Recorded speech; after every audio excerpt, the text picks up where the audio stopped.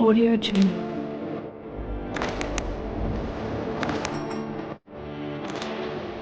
जी आप देख रहे हैं टाइम 27। किसी भी खबर या विज्ञापन के लिए हमारे चैनल को शेयर एंड सब्सक्राइब कर बेल आइकन दबाएं। किसी भी खबर या विज्ञापन के लिए हमारे दिए गए स्क्रीन से मोबाइल नंबर से संपर्क करें।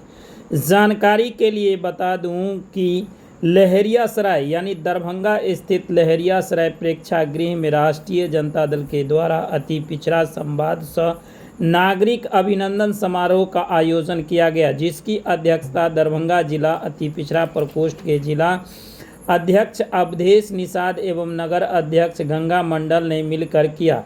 इस कार्यक्रम का मंच संचालन राजद के वरिष्ठ नेता अनिल झा ने किया।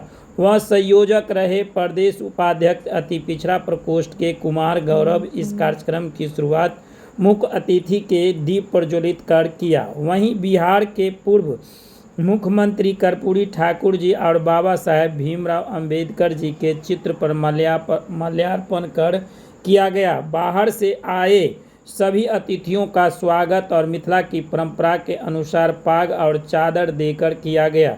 अति पिछड़ा वर्ग के लोग, अति पिछड़ा वर्ग के आए हुए लोग हैं।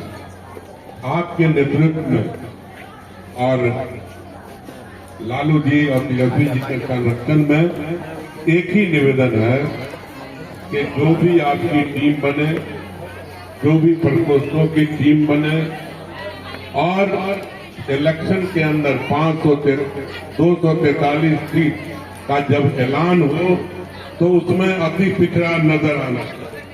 बस यही आपसे निवेदन। लालू प्रसाद जी के साथ, जननायक कर्पूरी ठाकुर के साथ चलने वाले हमारे प्रदेश अध्यक्ष मन्नीलाल मंडल जी अनुभवी व्यक्ति हैं, समाज सेवी हैं और कर्मठ कार्यकर्ता से नेता बने हैं। आज आदरणीय लालू प्रसाद यादव जी और तेजस्वी प्रसाद यादव जी ने बिहार का जो प्रदेश अध्यक्ष का बागडोर इनके हाथ में दिया है, यह शुभ संकेत है साथियों, ये शुभ संकेत है। इसीलिए हम दोनों नेता को बधाई भी देते हैं और आने वाले 2025 में हमारे प्रदेश अध्यक्ष जी मन्नीलाल मंडल जी के अनुभव से सरकार भी बनेगी और तेजस्वी यादव मुख्यमंत्री बनेंगे। इसी बात के सब लोगों को आदाब सलाम करते हुए अपनी बात को समाप्त। मन्नीलाल मंडल जी का आज स्वागत किया जाए, उनको सम्मान दिया जाए कि पहली मर्तबा अध्यक्ष के रूप में आज मिथिलांचल की धरती पे वो आज तशरीफ लेकर के आए हैं। साथियों, मुझे बहुत ही गर्व है कि मेरे गार्जियन स्वरूप जनाब मन्नीलाल मंडल जी आज स्टेज पे फरमा है। इस स्टेज पे मौजूद पूर्व मंत्री जनाब सिद्दीकी साहब, पूर्व मंत्री जनाब ललित यादव जी, मेरे वालिद मोहतरम जनाब अली अशरफ फातमी साहब, प्रसाद जी का पैर पड़ा और आज बरसात से हमारा साथ दिया। साथियों, गली गली चापाकल सूख गया था, हमारे एडमिनिस्ट्रेशन सो रहे थे, कहीं का बोरिंग खराब हो गया, पानी का सप्लाई नहीं था, बोलते बोलते थक गए, लेकिन इनके कान में जू नहीं रेगा। साथियों, लेकिन आज बड़ी गर्व की बात है कि मंडल जी हमारे सामने मौजूद हैं। सारी बातें मंडल जी कहेंगे, लेकिन मैं 3 ही शब्द आपसे कहूंगा और 3 वादा आपसे लेकर के जाऊंगा कि वक्त 2025 का विधानसभा चुनाव आपके करीब है। ये लड़ाई आपको लड़नी है। सिर्फ अति पिछड़ा समाज के लोग यहाँ नहीं है, हर वर्ग के समाज के लोग यहाँ मौजूद हैं। सबसे पहला है आपको अपना संविधान बचाना है साथियों, आपको अपना रिजर्वेशन बचाना है साथियों, और सबसे बड़ी बात है कि आपको अपने वोटिंग राइट को बचाना है आज के दिन। ये सबसे बड़ी लड़ाई है साथियों। क्या पता होना पड़ता है। इसलिए साथियों, अपने इतिहास को नहीं भूलना है, इतिहास को याद रखना है और जितने भी हमारे सीनियर साथी हैं अपने अगले पीढ़ी को 90 के पहले किस तरह से हम लोगों के समाज पर दलित अति पिछड़े समाज पर अत्याचार हुआ करता था। चारों तरफ से यातनाएं दी जाती थी। महिलाओं का आबरू सुरक्षित नहीं था। महिलाएं सरेआम इज्जत लूटी जाती थी, लेकिन उसका कोई केस दर्ज नहीं होता था। उन सब बातों को जरूर अपने बच्चों को बताने का काम कीजिएगा। और निश्चित तौर से 90 में जो आदरणीय लालू प्रसाद जी के लिए जो जिन निकला था, वो जिन कोई और नहीं, आप हैं। और अगला जो चुनाव है, आदरणीय तेजस्वी प्रसाद यादव जी के नेतृत्व में चुनाव लड़ा जा रहा है। इंडिया गठबंधन के बैनर तले हम सभी लोग एकजुट होकर के वो लालू प्रसाद के जिन जो अति पिछड़ा दलित, ये सब एकजुट होकर के वोट करेंगे तो निश्चित तौर से हमारे नेता मुख्यमंत्री बनेंगे। और सही कहा साथियों ने, जब 17 महीना में 5 लाख युवाओं को रोजगार दे सकते हैं तो 5 वर्ष में न जाने कितने काम कर देंगे। इसलिए मैं अपने सम्मानित अध्यक्ष मन्नीलाल मंडल जी से एक ही आग्रह करूंगा कि महोदय, आपके ऊपर में कई चुनौतियां हैं। कई लोग आपके ऊपर में टकटकी लगा करके देख रहे हैं, खास करके पिछड़ा समाज, अति पिछड़ा समाज, दलित समाज, अकलियत समाज आपके ऊपर टकटकी लगा करके देख रहे हैं। जो इस बार एक सामाजिक न्याय के पुरोधा को कमान मिला है, आपको अपने सूझबूझ से इस चुनाव को टैकल करना है। इस समाज को सम्मानित करने का काम किया। वही तेजस्वी प्रसाद यादव जब बिहार के उप मुख्यमंत्री बनते हैं तो सदन के अंदर जो आरक्षण का प्रावधान था, आरक्षण के सीमा को उन्होंने बढ़ाने का काम किया। आज 18% में 112 जातियां बिहार में। माननीय तेजस्वी प्रसाद यादव ने जब बिहार में इसकी गणना करवाया और इसका जब अध्ययन किया गया तो निश्चित रूप से पाया गया कि इसके साथ नाइंसाफी हो रहा है। उन्होंने 18% के आरक्षण को 25% करने का काम किया। लेकिन ये बेईमान लोग, कौन बेईमान लोग हैं? भारतीय जनता पार्टी में बैठे लोग हैं, जदयू में बैठे लोग हैं, एनडीए के लोग हैं। ये बेईमान लोग जो है अति पिछड़ा के दुश्मन है। और इस कानून को जो बिहार से भेजा गया था, केंद्र सरकार ने ठुकराने का काम किया, उसको शामिल नहीं किया गया। इसलिए अति पिछड़ा भाइयों, हम अपील करने आए हैं, आप तमाम साथियों से अपील करने आए हैं कि तमाम अति पिछड़ा समाज के लोगों एकजुट होकर माननीय तेजस्वी प्रसाद यादव ने जिस आरक्षण को बढ़ाया था और आरक्षण को भारतीय जनता पार्टी एनडीए के लोगों ने जो खत्म कर दिया, इसको जन जन तक पहुंचाइए, गांव-गांव तक पहुंचाइए, कस्बे में पहुंचाइए। तो निश्चित रूप से 2025 का हमारा जो लक्ष्य है कि तेजस्वी प्रसाद यादव को बिहार का मुख्यमंत्री बनाएंगे, ये लक्ष्य निश्चित रूप से हम सबके सामने होगा। हम कहना चाहते हैं कि हमारे दरभंगा जिला में 10 विधानसभा, आप जानते हैं कि लालू प्रसाद यादव, जननायक कर्पूरी ठाकुर का जो विचारधारा रहा है, उस विचारधारा से पूरा मिथिलांचल उठ रहा है। चाहे समस्तीपुर जिला का 10 सीट हो, चाहे मधुबनी का सीट हो, चाहे दरभंगा का 10 सीट हो, तमाम जगह पिछड़ा समाज के लोग माननीय लालू प्रसाद यादव ने सबको आगे बढ़ाने का काम किया। इसलिए साथियों, हम कहना चाहते हैं कि चुनाव सामने है। दल ने और राष्ट्रीय जनता दल के राष्ट्रीय अध्यक्ष आदरणीय लालू प्रसाद यादव जी ने और बिहार विधानसभा में प्रतिपक्ष के नेता और हमारे आपके भावी मुख्यमंत्री बिहार के माननीय श्री तेजस्वी प्रसाद यादव जी ने और राष्ट्रीय जनता दल परिवार ने मुझे अध्यक्ष बनाया और आज आप लोगों ने मेरा अभिनंदन किया। मैं समझता हूं राष्ट्रीय जनता दल के द्वारा मुझे भी जो अध्यक्ष बनाया गया वो लालू जी का, तेजस्वी जी का और आरजेडी का अति पिछड़ा पर अति विश्वास है। और आज भी जो यह अभिनंदन हुआ है, यह संपूर्ण अति पिछड़ा वर्ग का अभिनंदन है और राष्ट्रीय जनता दल को आपने आज धन्यवाद ज्ञापित किया है। मैं जो आपसे बात करने के लिए आया हूँ, इस संवाद है, अति पिछड़ा वर्ग के ही लोग हैं। ठीक ही कहा है कि 80% आप होंगे। मैं इस संख्या में थोड़ा आगे भी मान लेता हूँ,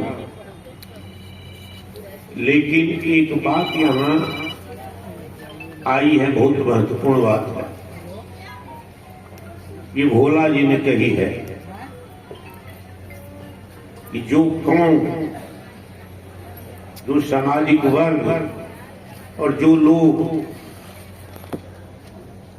सार्वजनिक रूप से किए गए कामों के बारे में, राजनीतिक रूप से किए गए अपने कामों के बारे में जो अपना इतिहास भूल जाता है और ऐतिहासिक राह को छोड़ देता है,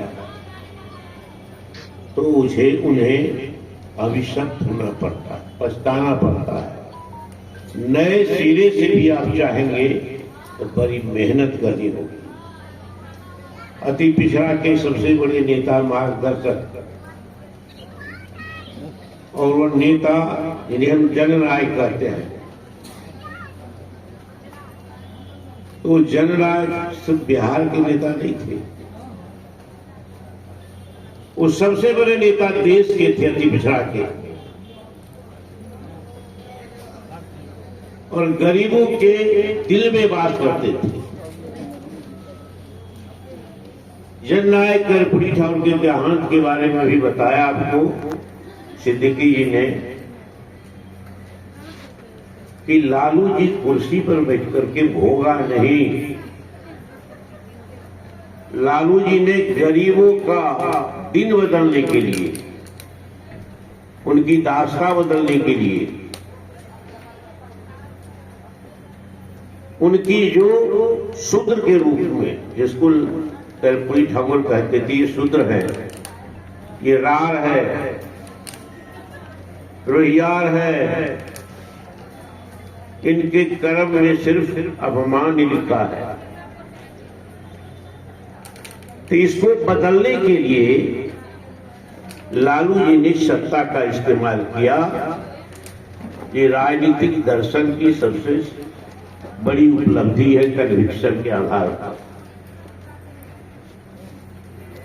बहुत लोग चीफ मिनिस्टर होते रहते हैं, सत्ता को भोगते हैं। तो हमारे दो नेता जननायक कर्पूरी ठाकुर और आदरणीय लालू प्रसाद यादव ने सत्ता का इस्तेमाल किया हमारी तकदीर बदलने के लिए, गरीबों का भाग्य बदलने के लिए, गरीबों को सम्मान देने के लिए। और जिन गरीबों के बारे में हम समझते थे ये मूक आवाज है, मूक आवाज का मतलब चुप आवाज, लाभ खाए, बिगाड़ी करे, दाना सेवा करे, बनिहारी करे, लेकिन सम्मान नहीं पाए, अपमान पाए, उनके लिए कर्पूरी ठाकुर ने सत्ता में जाकर के अपनी कुर्सी गंवाना मंजूर कर लिया। वो 22 महीने की अवधि में आरक्षण लागू किया तो आंखों की किरकिरी बन गए। कहा कि जिसका बाप सिपाही से डरता था, उसका बेटा को, उसके पोता को हम आरक्षण की राह दिखाएंगे, आरक्षण दे करके कुर्सी में बैठे। 22 महीना में चले गए। ठीक यही काम लालू जी ने किया। लालू जी ने क्या कहा? सत्ता पर बैठ करके लोग, कुर्सी का डर होता है कि ऐसी बात बोलेंगे, क्रांतिकारी बात, परिवर्तन की बात, बदलाव की बात, हमारी कुर्सी चली जाएगी। डर नहीं किया। लालू जी ने परवाह नहीं की कुर्सी चली जाएगी। उन्होंने बड़े भारी सामाजिक परिवर्तन और क्रांति की बात की कि हमारा बाप दादा तुम्हारा बाप दादा बहुत अपमान झेला है, गालियां खाई है, बेगारी की है, दास्ता की है।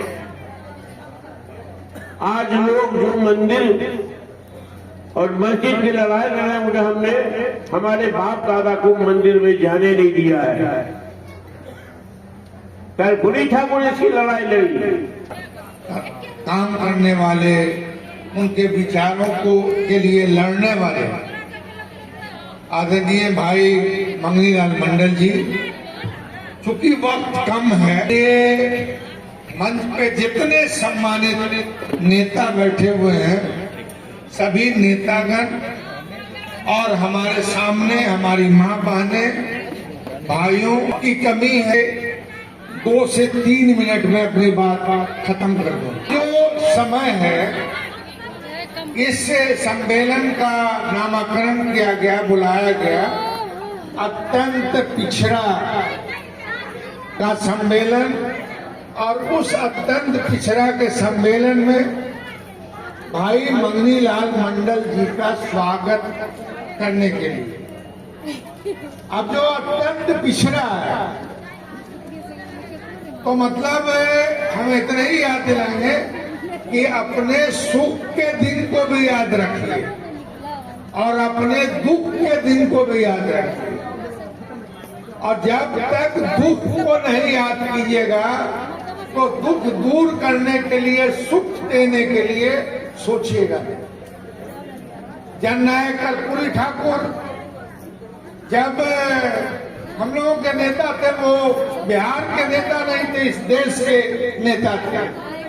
गुदरी के लाल थे, गरीबों की आवाज थे, गरीब घर में पैदा हुए थे, गरीब की जुबान बोलते थे। जब उनका निधन हो गया, तब गरीब लोग जो है, पटना में बहुत सारे लोग रोते थे, बिलखते थे। उनसे पत्रकारों ने पूछा, आप आखिर क्यों रो रहे हो? तो बेचारा गरीब क्या बोलता, हम लोगों के तरह राजनीति वाला आदमी नहीं था। उसने कहा कि हमारी जुबान खत्म हो गया, हमारे लिए लड़ाई लड़ेगा कौन? यह कर्पूरी जी के बारे में लोग कहता। और मैंने इसलिए कहा कि दुख को, सुख को इसलिए याद रखो कि जब कर्पूरी जी आपकी लड़ाई लड़ते थे, तो कर्पूरी ठाकुर गाली सुनते। गाली किससे सुनते थे? जिन्होंने आपको गरीब बनाया, बराबरी का हक नहीं दिया, उठना बैठना का अंतर बताया, तो इन चीजों की लड़ाई लड़ते थे कर्पूरी ठाकुर। तो बोलते थे कि साहब, कर्पूरी ठाकुर गया तो मेरी जुबान चली गई। कर्पूरी जी ने जब आपको उठाने की कोशिश की, और पहली बार जब उन्होंने आरक्षण लागू किया अत्यंत पिछड़ा के लिए 12%, 8% पिछड़ा के लिए, और उसके बाद महिला, और उसके बाद ऊंची जाति में भी गरीब के लिए। कर्पूरी ठाकुर को क्या गाली सुनना पड़ा कि आरक्षण कहां से आई? कर्पूरी की फला नहीं बोलना चाहते, ये गाली दिया। मगर जब कर्पूरी जी का निधन हो गया, तो गरीबों में बड़ा हताशा हुआ। गरीब अब सोचने लगे कि हमारी जुबान कौन बनेगा, हमारी लड़ाई कौन लड़ेगा। उस दिन गरीबों को एक तरह से खुशी हुई कि कर्पूरी ठाकुर के तरह निर्धन घर में पैदा होने वाला लालू यादव कर्पूरी जी के कुर्सी पर बैठा।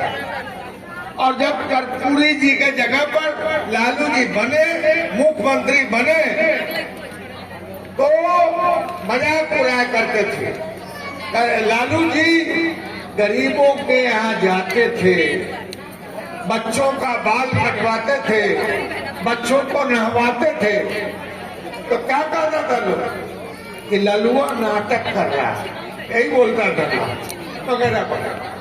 हम समय विस्तार से बोलेंगे, ये बहुत विषय है, इसलिए हम कहें कि चुनाव है आने वाले। चुनाव में बहुत तरह की बातें चलती है। चुनाव में कहेगा कोई हिंदू है तो कोई मुसलमान है, तो कोई अगड़ा है तो कोई पिछड़ा है, तो कोई क्या है तो कोई क्या है। तो कहते हैं कि अगर इस जाल में फंसे तो फिर आप निकल नहीं पाइएगा, फिर हारे। और जब मर्ज को जान जाओगे कि ये मर्ज है, तब उसका इलाज कर सकते हो। इसलिए वक्त है। और मतलब सिखाया जाता था कि शिकारी आएगा, जाल बिछाएगा, दाना डालेगा, भूल से इसमें फंसना नहीं। तो खाली रट लीजिएगा और उसको अमल नहीं कीजिएगा, तब फिर वही सुग्गा की तरह गीते गाते रह जाइए। इसलिए आने वाला जो समय है यह हक की लड़ाई का है, बराबरी का है, अपने बच्चों को सर उठाकर जिलाने का है। और अभी क्या है, एक पार्टी क्या बता दी, नहीं कह रही है कि हम गरीब हिंदू हैं, बस उसके पास एक ही मुद्दा, हिंदू मुसलमान, इसके अलावा कोई मुद्दा। और जब हिंदू मुसलमान का मामला खत्म हो जाएगा, तब आप अछूत हो जाइएगा, तब जो है आप पिछड़ा हो जाइएगा, शोषण हो जाइएगा।